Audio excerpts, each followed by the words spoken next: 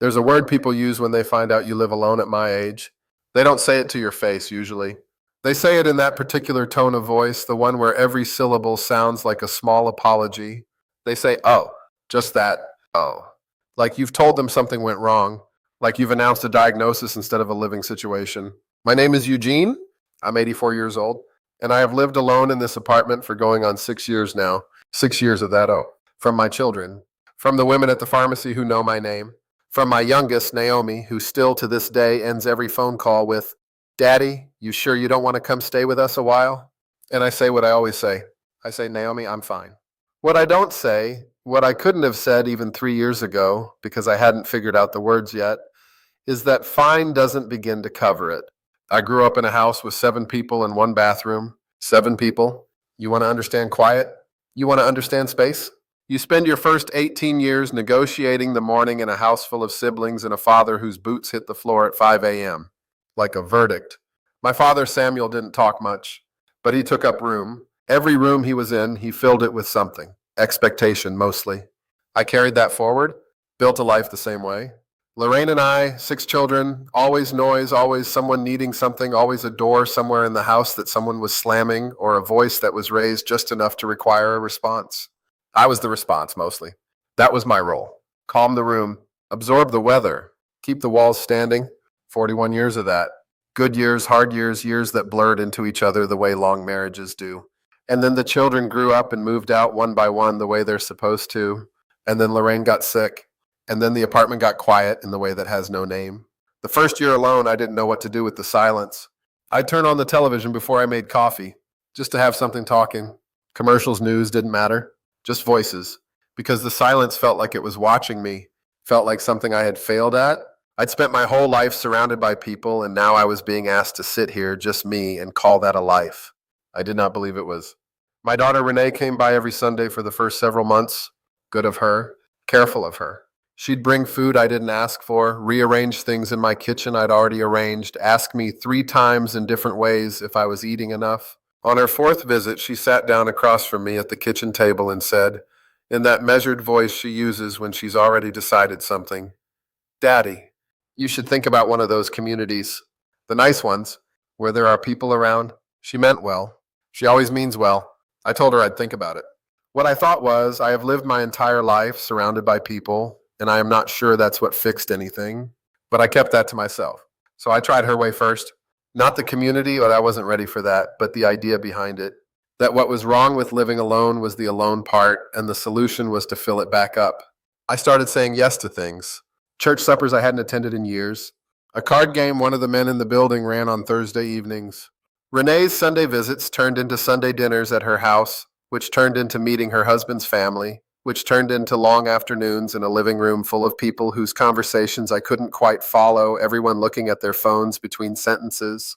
I'd drive home from those Sundays and sit in the parking lot for a few minutes before coming inside, not because I was upset, just tired, a particular kind of tired that had nothing to do with the body, and I thought this is what being surrounded by people feels like now. This is what I'm supposed to be filling my life with.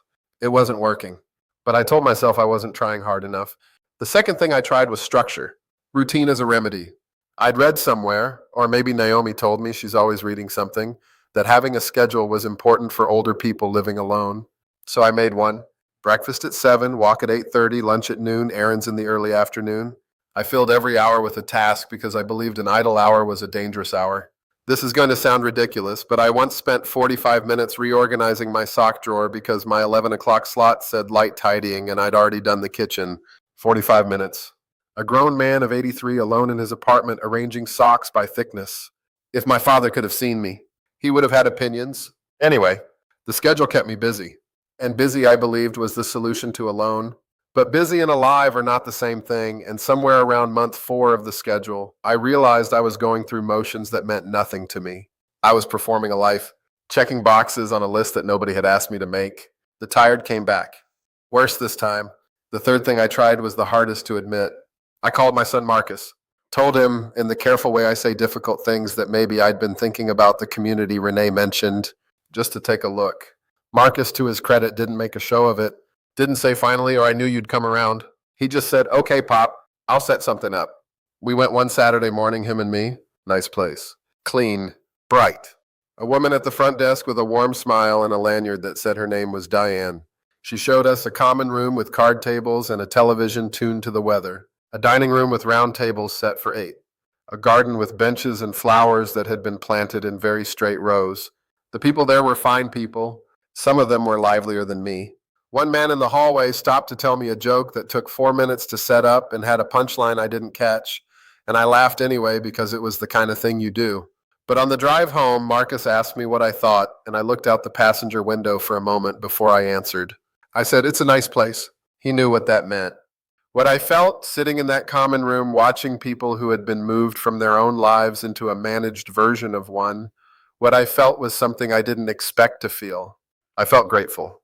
Grateful for my apartment, for my specific chair, for the way my kitchen sounds in the morning, for the particular quality of light that comes through my window around 7:15 when the sun is still low. I hadn't known I loved any of those things until I sat in that bright room and understood I might lose them. I came home that afternoon and I didn't turn the television on. I sat in my chair. The light was doing what it does in the late afternoon, coming in at that low angle, making the dust visible, making everything look slightly gold. I sat there and I didn't do anything. And something happened that I hadn't expected. My mind got quiet. Not empty, quiet. There's a difference. Empty is what you fill. Quiet is what you listen to. And sitting there in my apartment in the stillness that I'd spent 6 months trying to outrun, I heard something, my own thoughts, just mine. No one else's schedule or needs or mood pressing against mine. No performance required. Just an old man sitting in his chair at 5 in the afternoon because he wanted to. I don't know how long I sat there. A while. When I got up, I made dinner at 4 o'clock because I was hungry at 4 o'clock, and there was nobody in the world whose opinion I needed to consider before I did it. And that small thing, that laughably small thing, felt like the first free decision I had made in years. What I discovered, slowly over the months that followed, was that living alone had been giving me things I hadn't known I was missing. Things nobody talks about when they give you that, oh. I discovered that I am a particular kind of person in the morning. I like it still. I like my coffee before I speak to anyone. I like watching whatever light comes in before the day starts making demands. For 41 years of marriage, I was up when the house needed me up. I adjusted without knowing I was adjusting. Now I wake when I wake. It sounds so small that I'm almost embarrassed to say it changed something. But it did. I discovered that I have preferences. Actual preferences, not compromises wearing the costume of preferences. I found out that I don't much like television news, the volume of it, the pace of it. I watch it sometimes, but only when I choose to. I discovered that I like quiet mornings and the radio on in the afternoons, old music, nothing too fast. I discovered I like to cook slowly, not efficiently. Take my time with it. Let things simmer longer than they need to. Just because I discovered that my space, this small apartment, reflects me now. Just me. When I moved a chair from the corner to face the window, there was nobody to ask and nobody to consult and nobody to say I liked it where it was. I moved the chair. It's better there. That's the whole story. There's a boy in the building, Lucas. Daniel's boy downstairs. 11 years old, visits on weekends.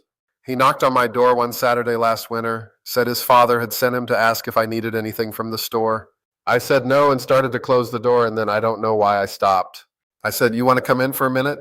He came in, sat on the edge of the couch, looked around the apartment the way kids look at places, noticing things, not commenting on them. He saw the radio, asked what kind of music that was. I told him. He listened for a moment, said, "It sounds like it's thinking." I didn't know what to say to that. It was one of the most accurate things anyone had said to me in years.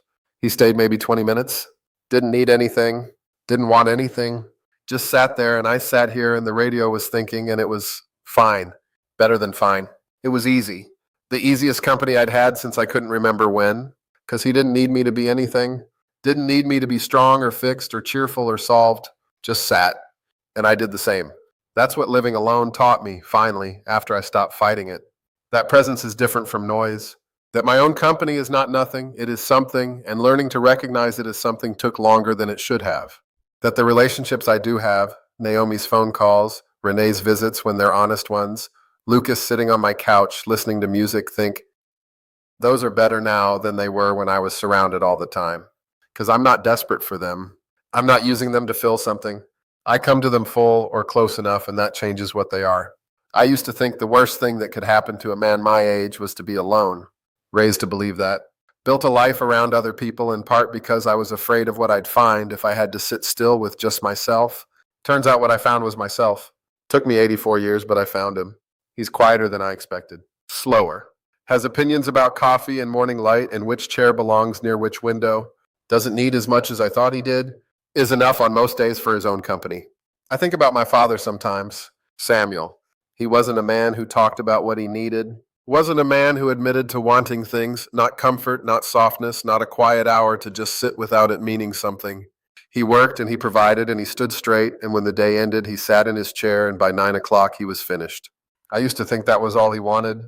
Now I wonder if it was all he allowed himself. I am grateful, and I mean that word, I don't use it casually. I am grateful that I have lived long enough to ask the question he never asked.